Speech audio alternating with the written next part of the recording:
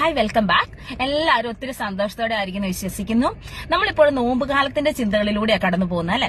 അപ്പം നോമ്പ് പല രീതിയിൽ നമുക്ക് ആഘോഷിക്കാം, അല്ലെങ്കിൽ ആചരിക്കാം, അല്ലെങ്കിൽ നമുക്ക് അതിനായിട്ട് ഒരുങ്ങുകയും ചെയ്യാം. നമ്മൾ ഈ കഴിഞ്ഞ ദിവസങ്ങളിൽ കണ്ടതുപോലെ നോമ്പ് കാലം എന്ന് പറയുന്നത് ദുഃഖത്തിന്റെയും അല്ലെങ്കിൽ സങ്കടത്തോടു കൂടി ഇരിക്കേണ്ട ഒരു ദിവസമല്ല. നമ്മൾ കൂടുതൽ വിശുദ്ധിയിലേക്ക്, ഒരു ഹോളിനെസ്സിലേക്ക് എത്തിപ്പെടുവാനായിട്ട്, അതായത് ആ ഒരു ഈസ്റ്ററിന്റെ ഉയർപ്പിലേക്ക്, ആ ഒരു സന്തോഷത്തിന്റെ ദിനങ്ങളിലേക്ക് പ്രത്യാശയോടുകൂടി നമ്മൾ എത്തിപ്പെടുവാനുള്ള ഒരു എന്താ പറയാ, ഓരോ ദിവസത്തെ ഓരോ ചുവട്ടുപടികളായിട്ട് നമ്മൾ ഈ നോമ്പ് കാലത്തെ കാണാനായിട്ട് നമുക്ക് ശ്രമിക്കാം.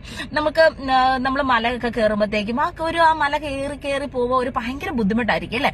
എന്നാൽ ആ മലയൊക്കെ കയറി ഏറ്റവും മുകളിൽ എത്തുമ്പോഴുള്ള ഒരു കാഴ്ച എന്ന് പറയുന്നത് വളരെ മനോഹരമായ കാഴ്ചയായിരിക്കും അല്ലെ.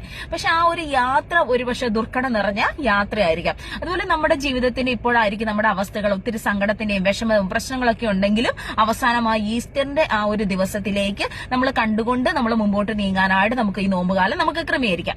അപ്പം ഈ ഒരു നോമ്പുകാലത്ത് നമുക്ക് ചെയ്യാൻ പറ്റുന്ന കൂടുതൽ കൺസിസ്റ്റന്റ് ആയിട്ട് ഓരോ കാര്യങ്ങൾ ചെയ്യാനായിട്ട്, അല്ലെങ്കിൽ നമ്മുടെ ഹാബിറ്റ്സുകളൊക്കെ ഒരു ഇംപ്രൂവ് ചെയ്യാനായിട്ട്, നമ്മളെ തന്നെ കൂടുതലായിട്ട് ഒരു വിശുദ്ധിയിലേക്ക് നയിക്കാനായിട്ട് നമുക്ക് ശ്രമിക്കാം. അതായത് ലോകത്തിന്റെ ഒത്ത് ആ ഒരു ഒഴുക്കിനൊത്ത് പോകാതെ ഒരു ബി ഹോളി ആയിട്ട്, ബി ഡിഫറെന്റ് ആയിട്ട് ഇരിക്കാനായിട്ട് നമുക്ക് ശ്രമിക്കാം.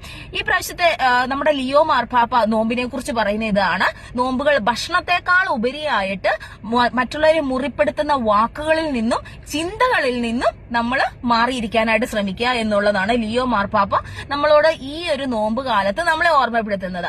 നമ്മൾ ട്രഡീഷണൽ ആയിട്ട് നോമ്പ് കാലത്ത് കൊണ്ടു നടക്കുന്ന കുറെ കാര്യങ്ങളുണ്ട്. നമ്മൾ അതുപോലെ മീറ്റ് ഉപേക്ഷിക്കുക, അല്ലെങ്കിൽ ഫിഷ്, അങ്ങനെയുള്ള കുറെ ഭക്ഷണ സാധനങ്ങൾ ഉപേക്ഷിക്കുക, അതുപോലെ തന്നെ ഫാസ്റ്റിംഗുകൾ എടുക്കുക. അതെല്ലാം ഒരുപക്ഷെ നല്ലതാണ്. എന്നിരുന്നാൽ പോലും ചിലർക്കൊക്കെ ആ ഒരു സാഹചര്യങ്ങളിൽ സാധിക്കുന്നില്ലെങ്കിൽ നമുക്ക് നമ്മളെ പറ്റുന്ന കാര്യങ്ങൾ കൂടുതലായിട്ട് നമുക്ക് ചെയ്യാനായിട്ട് ശ്രമിക്കാം. ഒരുപക്ഷെ അനാവശ്യമായിട്ട് നമ്മുടെ സോഷ്യൽ മീഡിയ സ്ക്രോൾ ചെയ്യുന്നത് നമുക്ക് ഉപേക്ഷിക്കാൻ പറ്റും. അതുപോലെ തന്നെ അനാവശ്യമായിട്ട് ഞാൻ മറ്റുള്ളവരോട് ദേഷ്യപ്പെടുന്ന കാര്യങ്ങൾ നമുക്ക് ഉപേക്ഷിക്കാനായിട്ട് പറ്റും. അതുപോലെ തന്നെ ഞാൻ മറ്റുള്ളവരെ കുറിച്ച് കുറ്റം പറയുന്ന ഒരു വ്യക്തിയാണെങ്കിൽ ആ ഒരു ശീലം മാറുവാനായിട്ട് നമുക്ക് ഈ ഒരു നോമ്പ് കാലത്ത് നമുക്ക് തെരഞ്ഞെടുക്കാനായിട്ട് പറ്റും. അതുപോലെ കൂടുതൽ വിശുദ്ധിയിൽ വളരുവാനൊക്കെ ആയിട്ട് അങ്ങനെ. അല്ലെങ്കിൽ ഞാൻ ഡെയിലി ബൈബിൾ വായിക്കാത്ത ഒരു വ്യക്തിയാണെങ്കിൽ എനിക്ക് ദിവസത്തിൽ ഒരു 30 മിനിറ്റോ, അല്ലെങ്കിൽ വേണ്ട 30 മിനിറ്റ് വേണ്ട, ഒരു 5 മിനിറ്റ് എല്ലാ ദിവസവും, ഈവൻ നമുക്ക് ബൈബിൾ എടുത്തു വായിക്കാനുള്ള ബുദ്ധിമുട്ട് അറ്റ്ലീസ്റ്റ് മൊബൈലിൽ തന്നെ ഡൗൺലോഡ് ചെയ്ത് അതൊന്ന് വായിച്ച് തുടങ്ങുന്ന ഒരു ശീലത്തിലേക്ക് വരാം. അല്ലെങ്കിൽ നമ്മൾ കൂടുതൽ ഒരു സൈലൻസ് ടൈം നമുക്കൊരു കിട്ടുവാനായിട്ട്, silent time is very important ആണ്. നമ്മൾ ഈ ഒരു ബിസി പിടിച്ച് നമ്മൾ എപ്പോഴും ഓടിക്കൊണ്ടിരിക്കുന്ന സമയങ്ങളിൽ കുറച്ച് സമയമൊക്കെ തമ്പുരാന്റെ കൂടെ നമ്മൾ ചെലവഴിക്കാനായിട്ട്, അത് എവിടെയായിരിക്കോട്ടെ, നമ്മൾ ഒരു പക്ഷെ ഡ്രൈവ് ചെയ്യുമ്പോൾ കാറിലിരുന്നാലും നമുക്ക് അടുത്തിരിക്കുന്നത് നമ്മുടെ ഒരു ഈശോയുടെ ആ ഒരു സാന്നിധ്യം നമുക്ക് എക്സ്പീരിയൻസ് ചെയ്തുകൊണ്ട് നമുക്ക് ചെയ്യാം. നമ്മൾ ചിലപ്പോൾ ഡ്രൈവ് ചെയ്യുമ്പോൾ ഒത്തിരി പാട്ടിട്ടുകൊണ്ടും അല്ലെങ്കിൽ സോങ്സ് ഒക്കെ ഇട്ട് കേട്ടുകൊണ്ടും പോകുന്നതിനും ഒന്ന് ജസ്റ്റ് ഒന്ന് അതൊക്കെ ഒന്ന് മാറ്റി ഒരു നിമിഷങ്ങൾ ആ ഒരു ഡ്രൈവിംഗ് ടൈം ഒരു ഈശോയോട് കൂടെ ആയിരിക്കാനൊക്കെ ആയിട്ട്, ഈശോയുടെ ഒരു സൈലന്റ് ടൈമിലൊക്കെ ഇരിക്കുക. അല്ലെങ്കിൽ ഒരു സ്ഥലത്ത് ഈശോയുടെ അടുത്ത് ഇരിക്കാൻ പറ്റുമെങ്കിൽ അതൊരു ദിവ്യാരണ ഈശോയുടെ അടുത്ത് കുറച്ച് സമയം സ്പെൻഡ് ചെയ്യാനൊക്കെ ആയിട്ട് ശ്രമിക്കാം. അതുപോലെ തന്നെ കൂടുതൽ ഹോളി മാസുകൾ അറ്റൻഡ് ചെയ്യാനായിട്ട്, ഈശോയോട് കൂടുതൽ അടുക്കാനായിട്ട് മാക്സിമം സാധിക്കുന്ന ദിവസങ്ങളിലെല്ലാം ഒരു ഞായറാഴ്ച കുർബാന മാത്രമായിട്ട് മുടങ്ങാതെ മാക്സിമം സമയം കുർബാനയ്ക്ക് പോകുവാനൊക്കെ ആയിട്ട് ശ്രമിക്കാം. അതുപോലെ തന്നെ പറ്റുന്ന ദാനധർമ്മം ചെയ്യുമ്പോൾ 2 കാര്യങ്ങളാണ് എപ്പോഴും നമ്മൾ പറയുന്നത്. ഒന്ന്, സുവിശേഷ വേലയ്ക്കായിട്ട് നമ്മൾ ദശാംശം കൊടുക്കുമ്പോൾ പള്ളിയിലോട്ട് കൊടുക്കുക. അതുപോലെ തന്നെ പാവങ്ങളെ സഹായിക്കുക, നമ്മുടെ കൺമുമ്പിൽ കാണുന്ന പാവങ്ങളെ സഹായിക്കാനൊക്കെ ആയിട്ട് ആരുമില്ലാത്തവരിലേക്ക് എത്തിച്ചേരുക. അങ്ങനെ ആ 2 രീതിയിലുള്ള ദശാംശത്തിലേക്ക് നമ്മൾ എപ്പോഴും ദശാംശം കൊടുക്കണം എന്നാണ് പറയുന്നത്. ആ ഒരു പ്രാക്ടീസുകളൊക്കെ നമുക്ക് തുടങ്ങാനൊക്കെ ആയിട്ട് നമുക്ക് ശ്രമിക്കാം.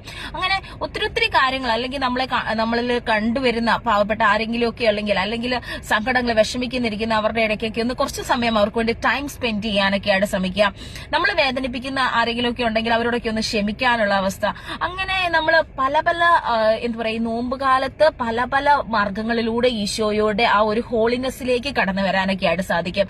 അങ്ങനെ മാർപ്പാപ്പ പറഞ്ഞതുപോലെ ഭക്ഷണത്തെക്കാൾ ഉപരി മറ്റുള്ളവരെ വേദനിപ്പിക്കുന്ന വാക്കുകളിൽ നിന്നും മുറിപ്പെടുത്തുന്ന വാക്കുകളൊക്കെ ഉപയോഗിക്കാതെ കൂടുതൽ നല്ല ചിന്തകൾ കൊണ്ട് മനസ്സ് നിറച്ച് ഒരു പോസിറ്റീവ് മൈൻഡ്ഫുൾ ആയിട്ടിരുന്ന് ഒത്തിരി സന്തോഷമുള്ള ഒരു ജീവിതം നയിക്കുവാനൊക്കെ ആയിട്ട് നിങ്ങൾക്ക് സാധിക്കട്ടെ ഈ നോമ്പുകാലം എന്ന് ആശംസിക്കുന്നു. വീണ്ടും കാണുന്നിടം വരെ bye. Thank you. God bless you all. Thank you. By.